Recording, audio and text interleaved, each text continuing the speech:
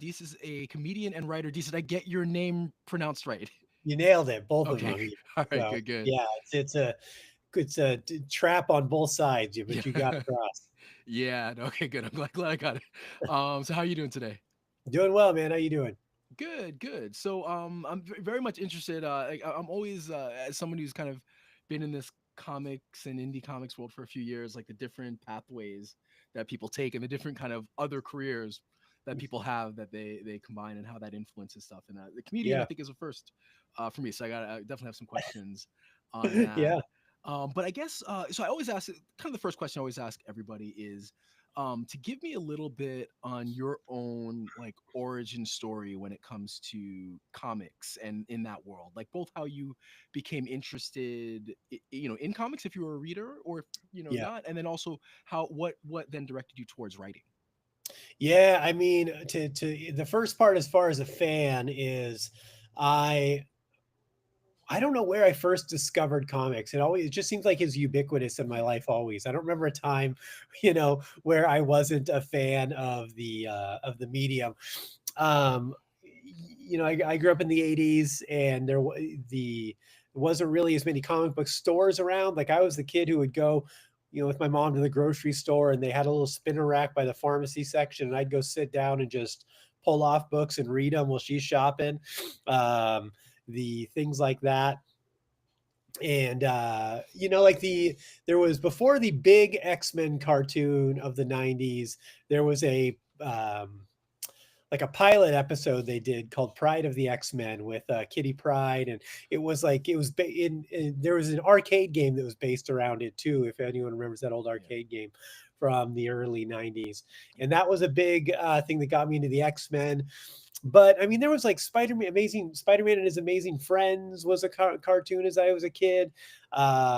And just, it was kind of a, on TV and around, and I was always such a enamored with the whole thing. Ninja Turtles, of course, the kid from the '80s, and um, so it was always a love of mine.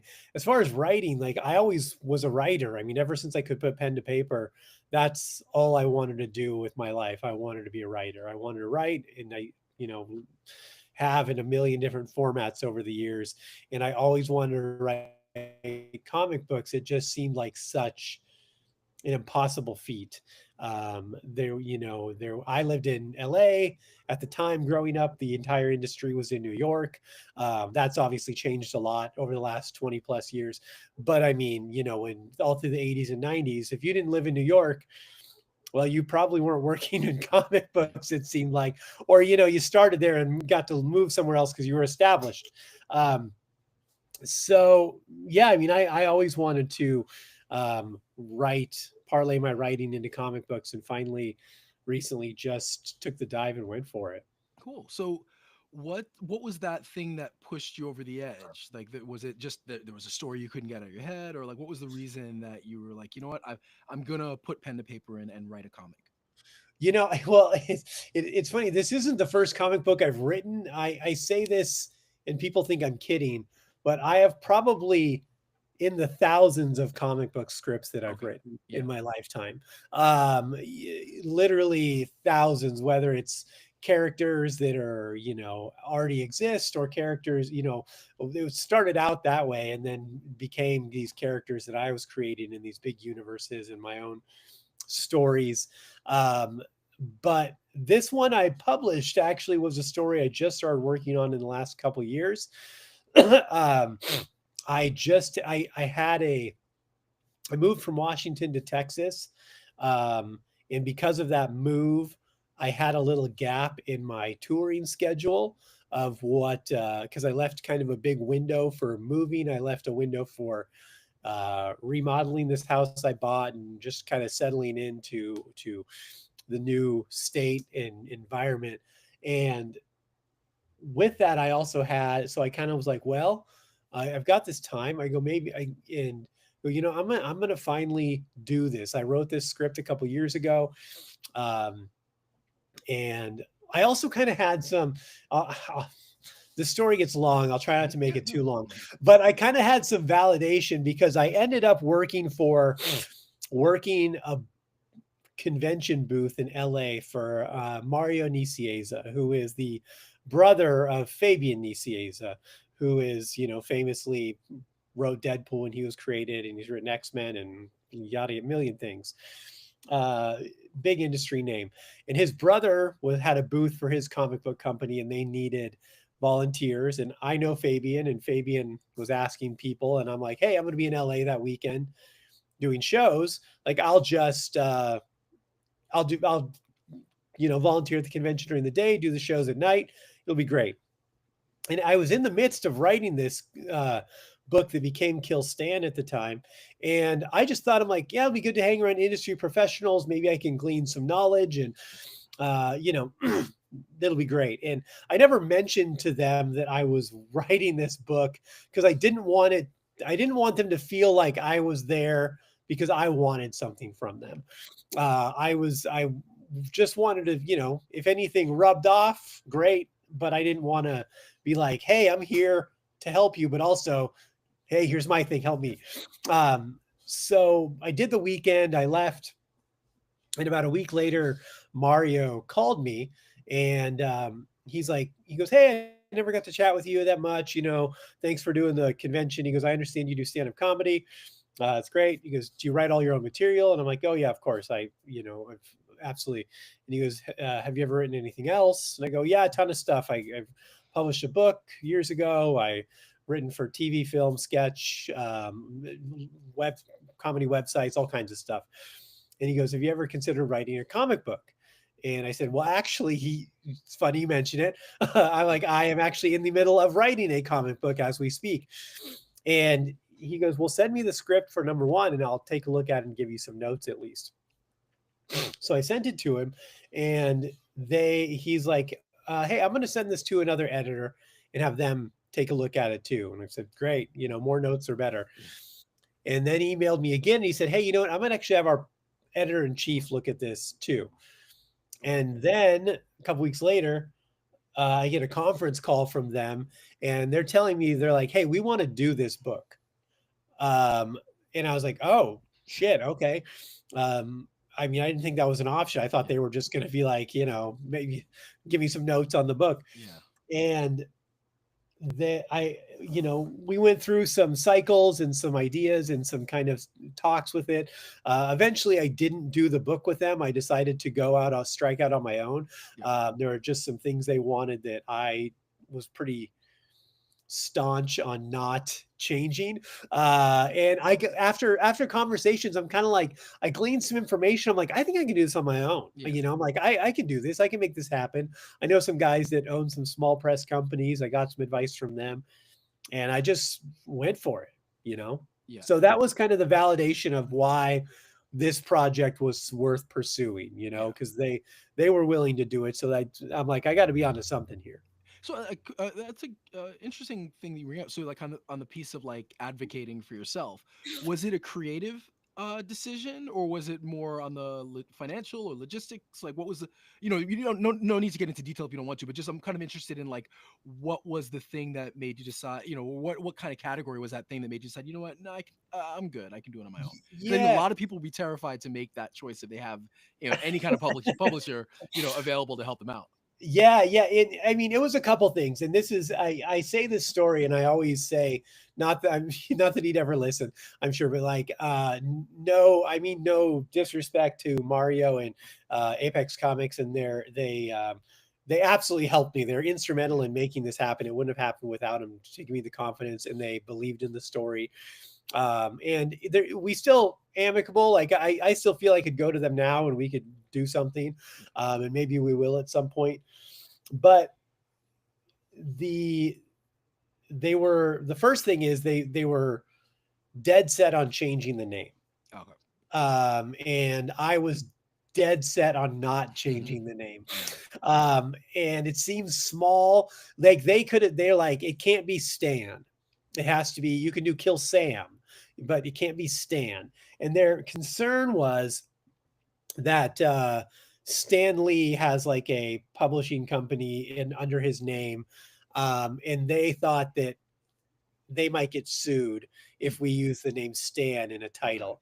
And I was like, yeah, I get his name Stan and stuff, but like you can't trademark a name. Yeah. You know, you can't not use a name in a title.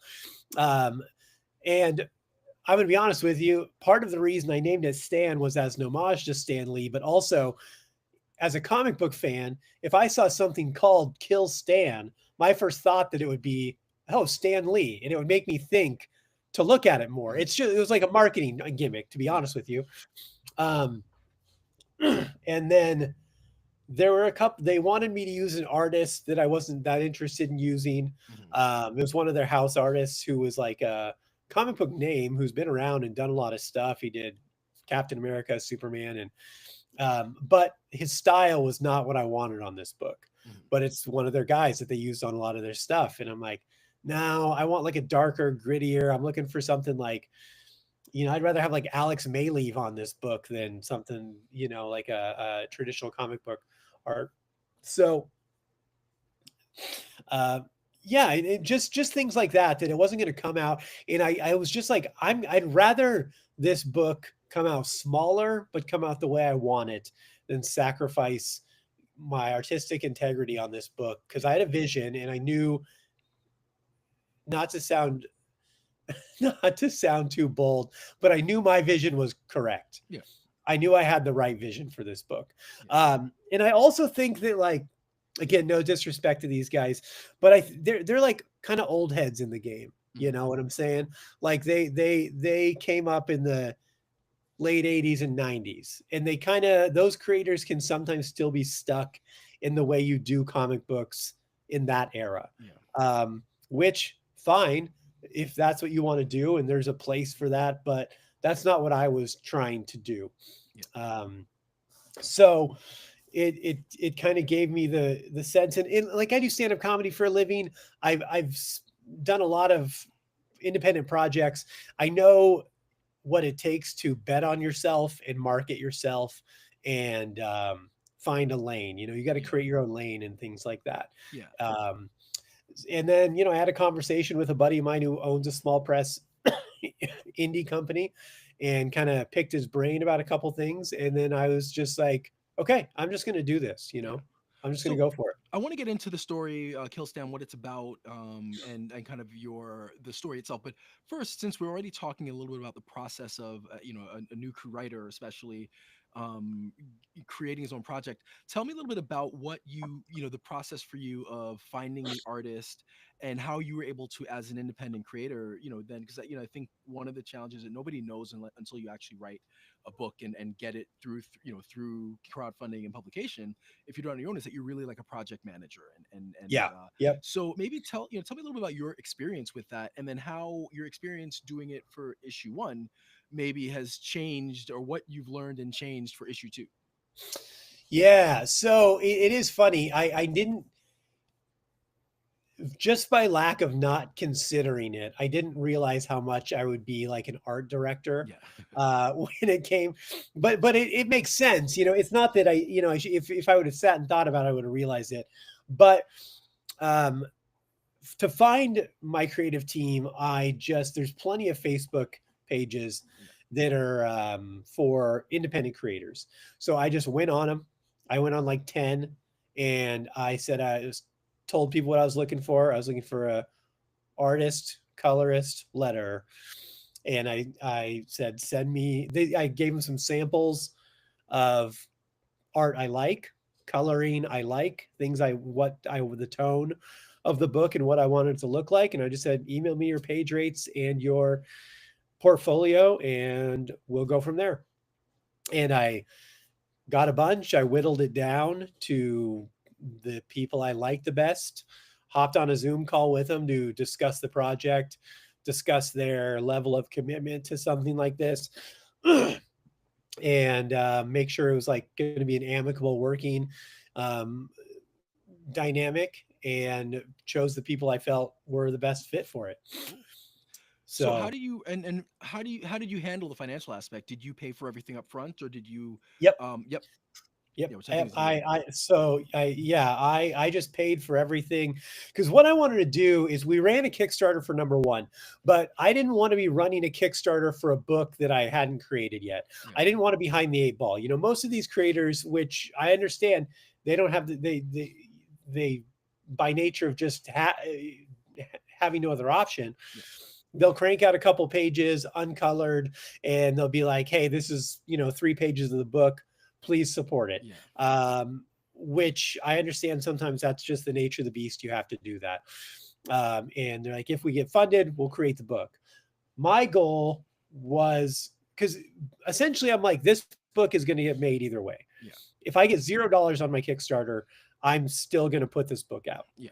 So I wanted to and I also wanted to have it full. So if the Kickstarter funded, we could just roll that right into number two. Yeah. And then we're a book ahead on money. So I footed the bill for everything. I already had the book at the printer before we even launched the Kickstarter for number one. Cool. So I think that makes sense. I think it's tough. It's such an expensive, process that it can be prohibitive for a lot of people. But I think it both for you as a creator and for the confidence of the backers, I think it helps a lot to have everything finished. So now what did you take from the first campaign, on Kickstarter that maybe you've added or applied or adapted for this second campaign? I mean, it's probably a little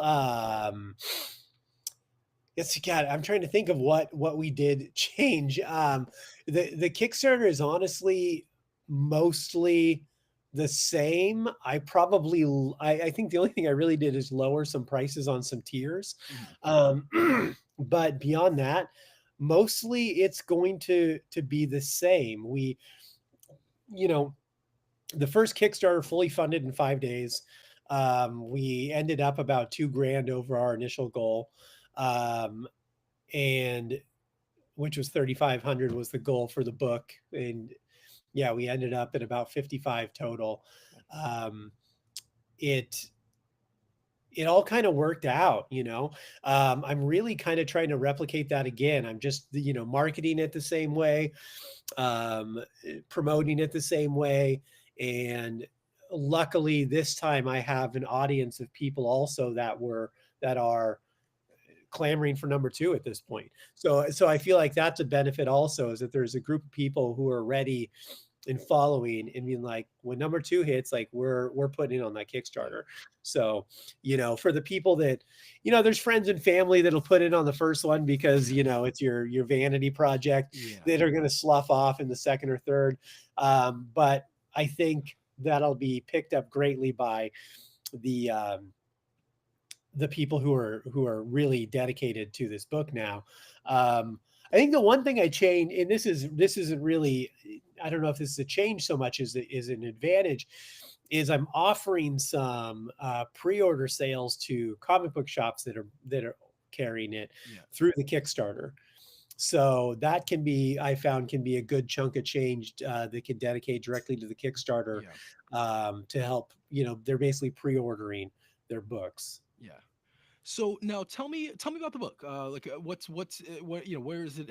What inspired it? What's the story? And I guess give me a little bit about issue 1 and then what's coming up in issue 2. Yeah. So it's basically the premise is suicide by vigilantism. A guy wants to take his own life, so he decides to do it through vigilantism. So on its surface, it's kind of a neo-noir action thriller, but the reality is it's clever. It's kind of a kind of a lost leader. It's really not. It's what it is a character piece about loss and trauma and the crazy things we do when we feel like we have nothing left to live for. Okay, that's interesting. And now, how many pages was the first book? 28. Okay, and what about the second? I think 30. Got it. So they float. It's a 10-issue series. I think the lowest page count's 24, and the highest page count I think is 30. Yeah, that was my next question. So you have it planned out for 10 issues. Yeah, I guess I should say 32, but 30 pages of content, I Yeah. mean. Yeah, it's a 10 issue series. And I didn't want to restrict myself to a certain page count. I was trying to Yeah. do like, typical comic book now is 22 pages. But I kept finding things going a little over and trying to edit. Yeah. And then I'm like, what the hell am I doing? I'm like, Yeah. I'm paying for this. Yeah. Like, Exactly. why would I sacrifice a couple pages of like legitimate content and making the story the best I can Yeah. to hit uh, just a generic page count, Yeah. like a nebulous page count that's Oh, industry standard. sorry about that. I always Uh, forget I have a.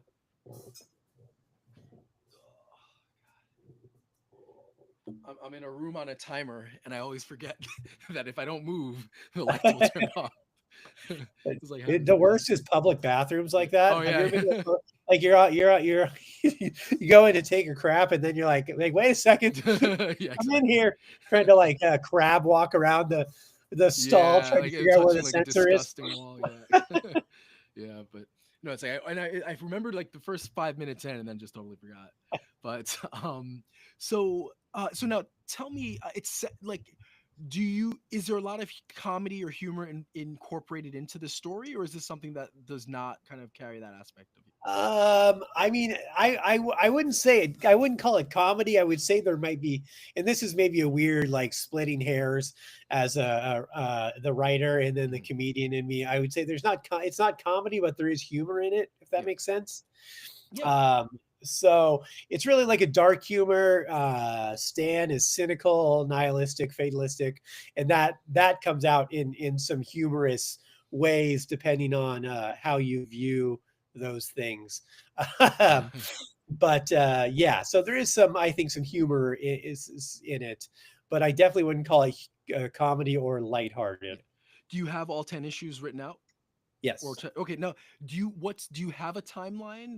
That can be kind of tough when you're dealing with Kickstarter, but for you, is there a timeline for when you want to get all 10 issues, out there in public? Yeah, I mean, we're really kind of the only thing that really is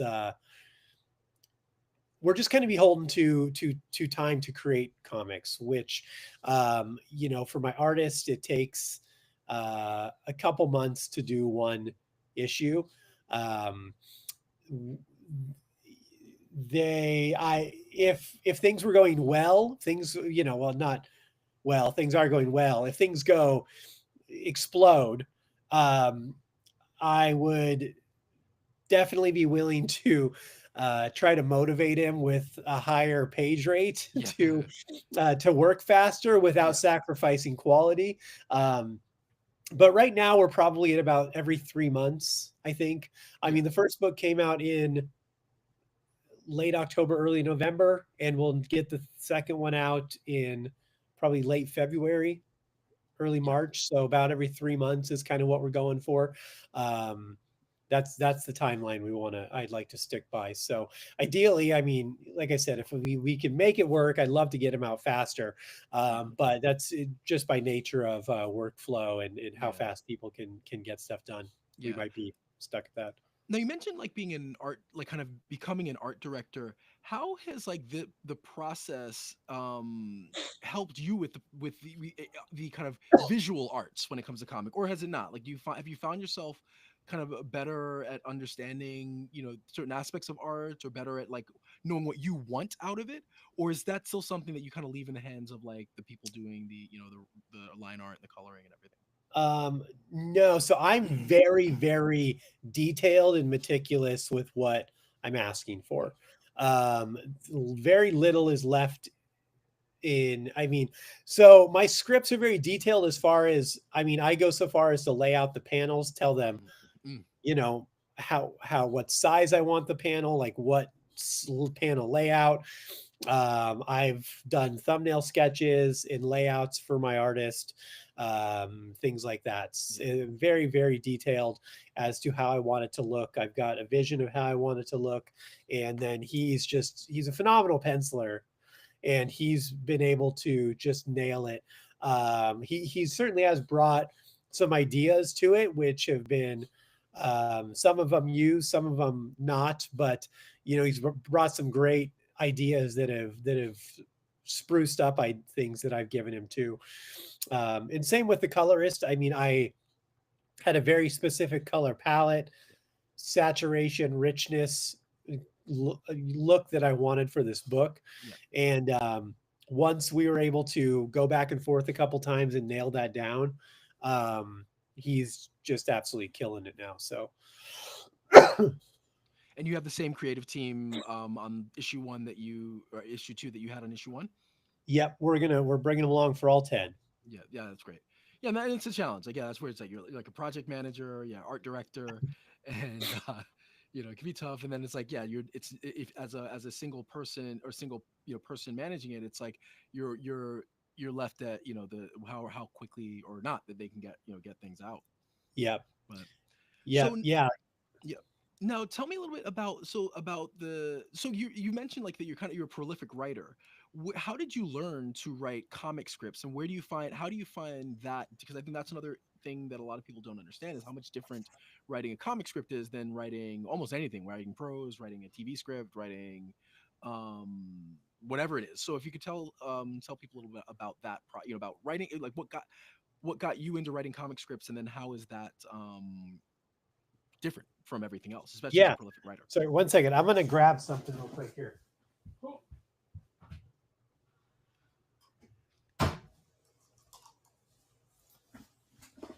Sorry, I've got the allergies are killing me right now, and I'm gonna hit this so I can talk better. No Give me some more oxygen in my lungs so I can be more of a blowhard. So the I've always, I mean, I have literally, since I could put pen to paper, I've been a writer. It's all I've wanted to do. It's all I've loved it. I've written in a million mediums, and it's part of it was growing up too as a writer.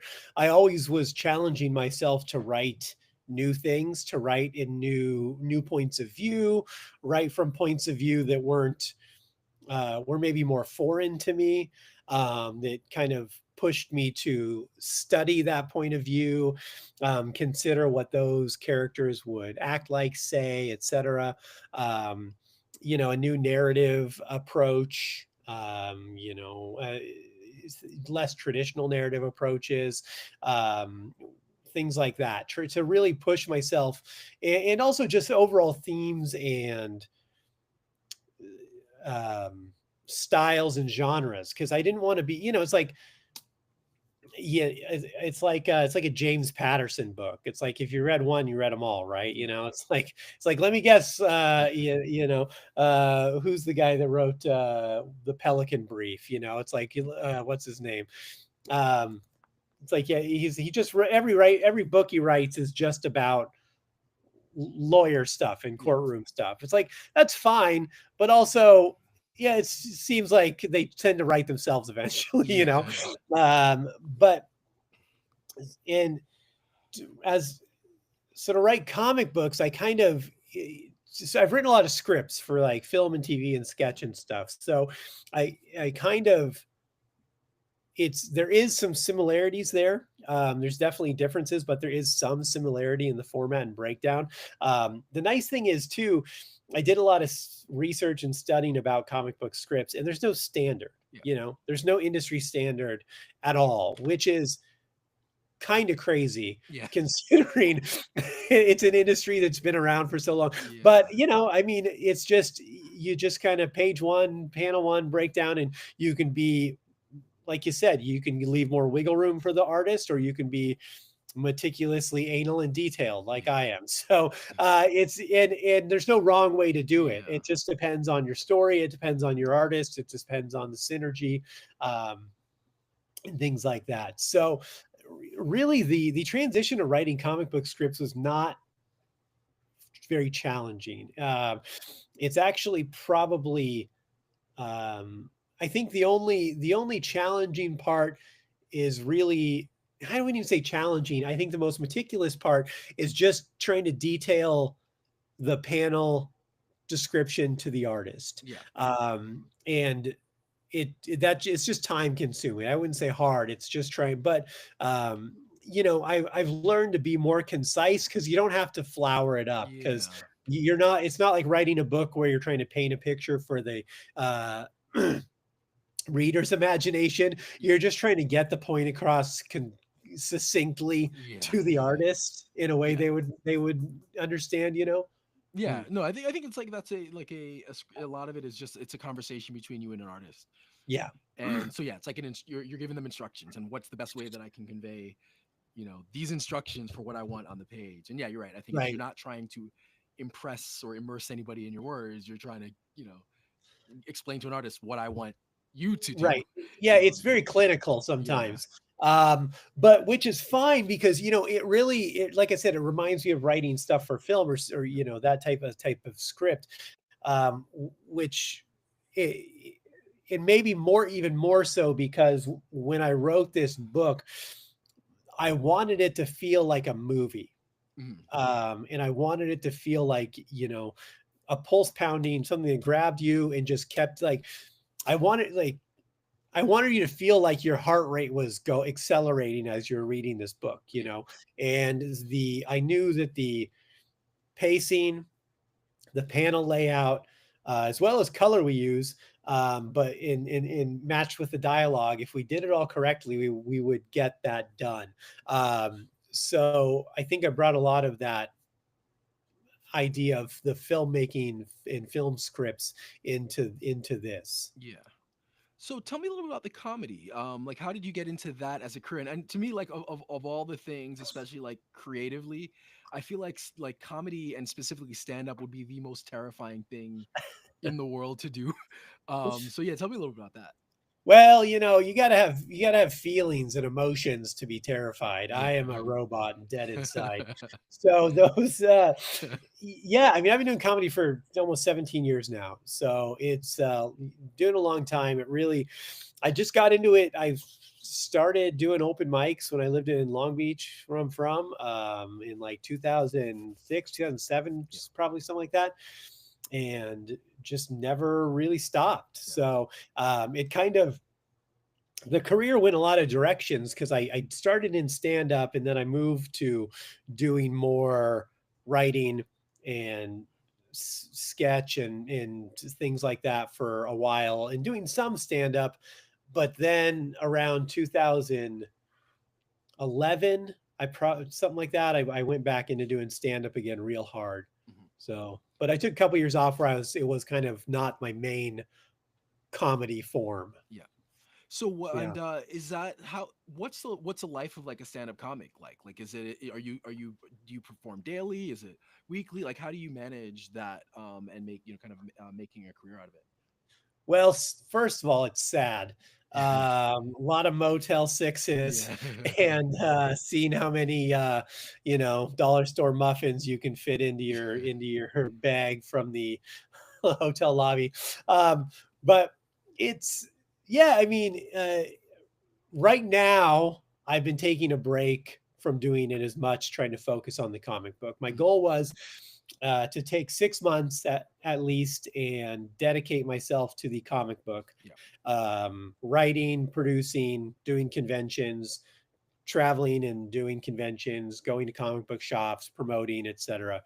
And not to say that I haven't been doing comedy at all. I still do it. I'm doing um, probably an average of one or two shows a week still, Mhm. but that and I shouldn't say shows even. I'll just go do spots at places around town.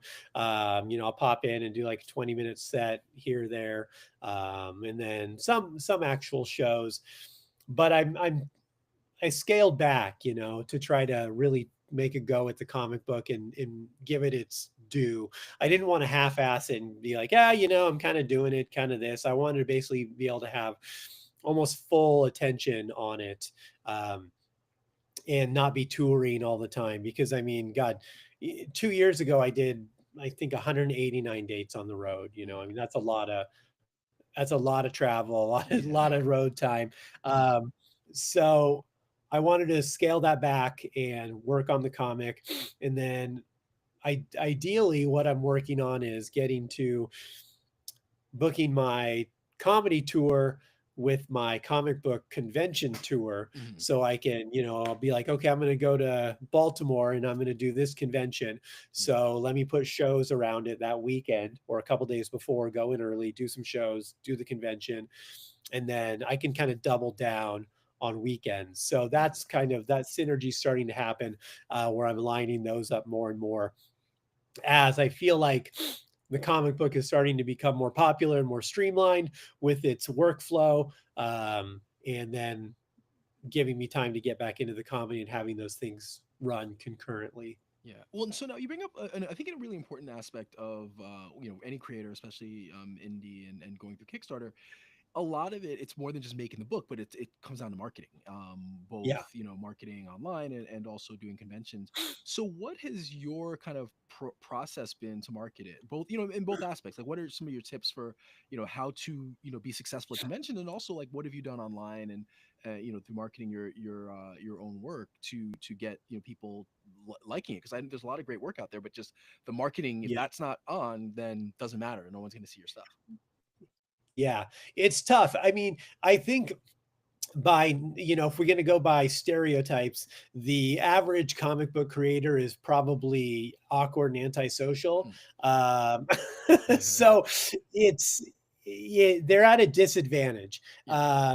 A lot of them are artists, and artists can be reclusive or not people person. They're just, it's just kind of the nature of it. Yeah. Obviously not all of them, but there's a lot of that. And I see it at conventions too. I'll go to conventions and you see the creators with their arms folded and kind of just sitting back the whole time, or just drawing on their iPad the whole time. And they don't really sell much. Me, when I do a convention, I'm up on my feet the entire day. I'm on my feet the entire day. I'm talking to everyone swinging by. Hey, how you doing? Like, da, da, da, just carnival barking, Yeah. right? And then I've told a lot of creators this. For me, what I feel, and not just in comic books, but I learned this in other arts, especially comedy, uh, and also as a consumer, is like, I'm not trying to sell them my book. I'm just trying to tell you about my connection to my art and why it's important to me. And if you can be that real and that organic and genuine with someone, more often than not, they're going to feel that and they will connect with it and they'll buy your book, Okay. because they know you truly love it, and you truly connect with it, and you truly believe in it, and it's something that is saying something, Yeah. and that's what I think a lot of people lack is, they're like, oh, this is my book, it's Guardians of the Galaxy, meets Wild Wild West, and you're like, okay, but why is it like, Yeah. you're telling me what it's like, but what is it, and why Yeah. did you write it, and what does it mean to you, and what is it going to mean to me? What story are you trying to tell? Yeah. Um, it's things like that that I think people miss on their pitch. And they're just so desperate for someone to buy something that they're just trying to people please. You're like, no, no, just be honest and be Yeah. yourself and sell yourself to them, and people will support you. So I think that's a big thing. Um, Being proactive and going out and hitting comic book shops, Yeah. showing your book to people, trying to get it in stores. I mean, I've been able to get into a lot of stores, and I've sold a ton of books through comic book shops already. I mean, I went to visited one the other night that just sold out for the third time, and they're like, yeah, the last pack of variants you just brought in, people were buying doubles of Oh wow. everything that you brought in. It's like, so but you have to go do that. You have to go Yeah. talk to the owner, and you have to be willing to show them your book, and invest in it. Maybe you have to leave them a book that costs you money, but hey, if you leave them $3, but you might make hundreds off them Yeah. if for that investment. um, Calling comic book shops across the country, hey, do you guys carry independent comic books? I'm a new creator, I've got this book, it's been doing very well, I'd love to send you a PDF or a physical copy. Yeah. um, and then there's a lot of Facebook groups, a lot of comic book groups for creators, for fans, podcasts, great podcasts like this you can get on and talk to people. I mean, all that you got to do. I mean, I'm doing like a podcast a day right now for the next probably 45 days Yeah. to promote it. So Yeah, but that's what you have to do, right? And I think it's a you have to be good at marketing, which I'm sure as a stand up, like like you have that in you that I think a lot of people, myself included, I have a hard time selling myself, yeah, and that's a that's a big thing that I think a lot of people need in order to really get again because you can have the best thing in the world, but if you're not selling it, then doesn't matter. yeah, Nobody no one knows. yeah. And like I said, it's not even selling the product; it's selling you and why Yeah, you wrote it and what it's for. Because I mean, people ask me what the book's about, and I'm like, you're going to look at it and be like, oh, it's an action thing. And I'm like, yeah, but I go, it's not that. I go, it yeah, is about this guy who feels like he has nothing left to live for and he wants to die. And he doesn't have the balls to do it himself. So he puts it in someone else's hands. And like, it's something I feel like we can all relate to. Get yeah. people like, why? Why does he feel that way? And I'm like, well, why do you feel bad Hmm. sometimes? And Yeah, people are like, what do you mean? I'm like, well, you feel like, I'm not saying you want to take your own life, yeah, but you probably have felt pretty bad at times, maybe that bad. And it's not always because you went and saw Zorro and on your way out in an alley, somebody shot your parents, It's like, it could just be the general malaise of life and the grind of trying to stay afloat and yeah, medical debt and pay your rent. Like those are enough. Like like I wanted to make it clear it doesn't have to be this big catastrophic event. Like life is yeah, hard and life can make people do crazy things for a lot of yeah. reasons. No, that's fair. I think, and I think that's a great point you made. Like, right, like you pitched me the book based on life and how it feels more than actually what the book is. And I think that Yeah. yeah, that absolutely makes sense, right? Well, DC, it's been great talking to you. I'd love to have you on again. Especially like as you get closer to the end of this campaign or getting into book three, it'd be great Yeah. because I think you've offered a lot of awesome insight. Yeah. I'd love to. But yeah, no, thanks so much again. So your book is Kill. So it's Kill Stand issue 2, or is there like a subtitle for it? Kill Stand issue number 2. Yeah, just no subtitle. It's a 10 issue series. You can follow us if you would follow us on inferno.earth. That is the Instagram, or inferno.earth is also our website. There's no .com. Those are all bought now. So I'm inferno.earth, Cool. inferno.earth on Facebook or Inferno Comics. Give us a follow. The bigger conventions, they do look at your social media Yeah. following to see, when you apply to get into them. So some of them do scrutinize a little bit. So the bigger we look, the better chances we have getting into them. There's links to follow the Kickstarter for number 2.